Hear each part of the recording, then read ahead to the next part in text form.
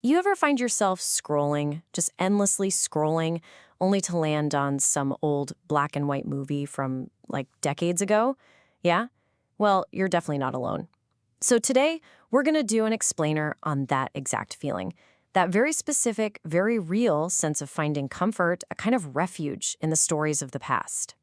Okay, let's just dive right in. Yeah, those words, they really resonate. I mean, this quote it gets right to the heart of it, doesn't it?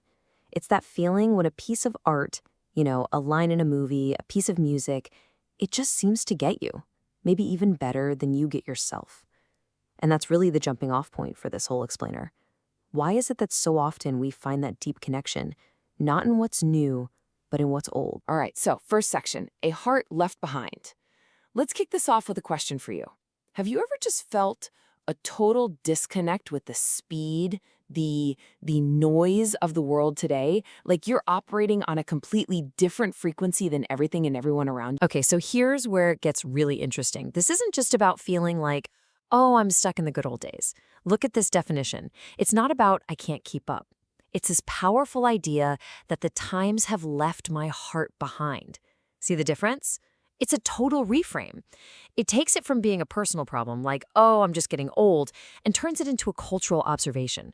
The world changed its pace, and maybe our hearts just didn't change with it. And look, this feeling, it doesn't just pop up out of nowhere, right?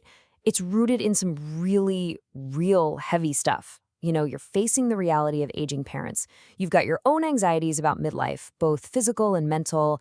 And then on top of all that, you turn on the news or open your phone, and it's just this wall of noise, constant stimulation, anger, everyone yelling at each other.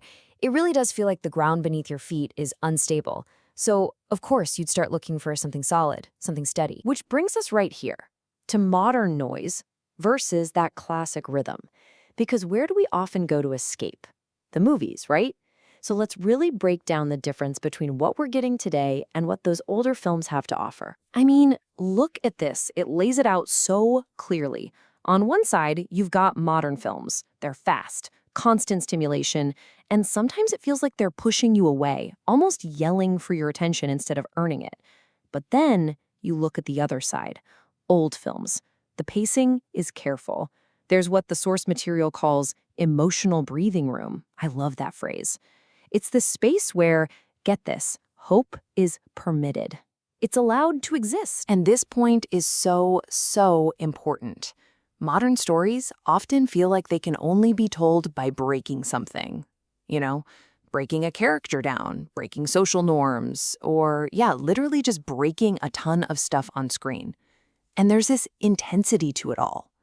So when you're already feeling a little fragile, a little unsteady, watching more things break on screen isn't entertainment, it's just exhausting. And this. Tell me if you've ever felt this.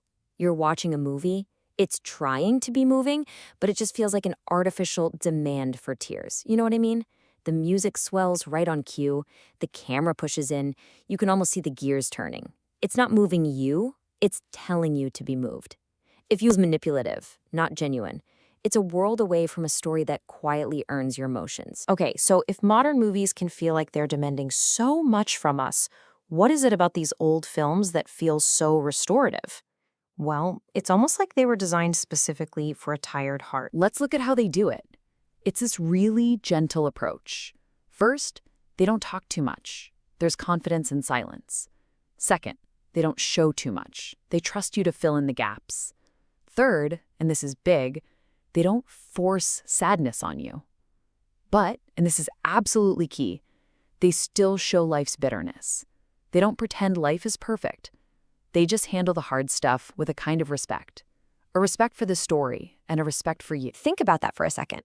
These were works that were literally designed with consideration for a tired heart. That feeling of comfort you get, it's not some happy accident. It's a feature, not a bug. It's a kind of kindness that's baked right into the DNA of the film itself. And don't mistake this for them just being nice or simple. I mean, look at Hitchcock. His movies are anything but simple. They are terrifying. They're all about human fear and paranoia and weakness.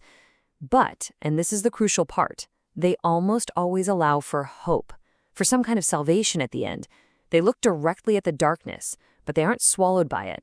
There's a way out. All right, let's talk about something important, because it's really easy to feel all this and then immediately start to doubt yourself, to think, am I just being nostalgic? Am I just old-fashioned?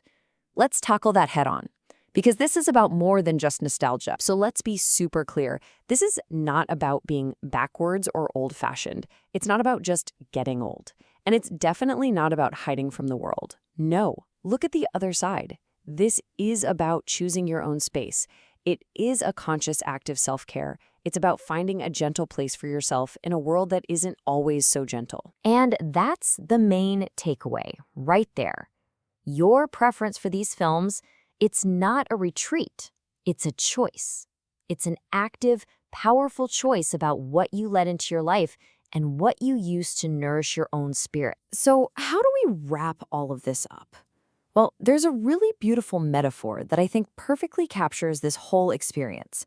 It's about finding your quiet room. Think about what this quiet room is built from. It's made of these quiet, monochrome images. It's built with conversations that have very few words, where the silence says everything. The building blocks are these stories that face life and death head-on, with grace. And what does all of that create? It creates a space just for you, to finally calm your heart. And that's it, isn't it? It's like having a quiet room for one, a place to let your heart settle. In a world that is always on, always demanding something from you, finding that film is like finding the key to a secret room, a place where you can just shut the door on all the noise and breathe, a place where your heart can finally settle down. So I want to leave you with this question, because I bet you have one. That one movie that just feels like coming home. What old film is your quiet room? Something to think about. Thanks for tuning in to This Explainer.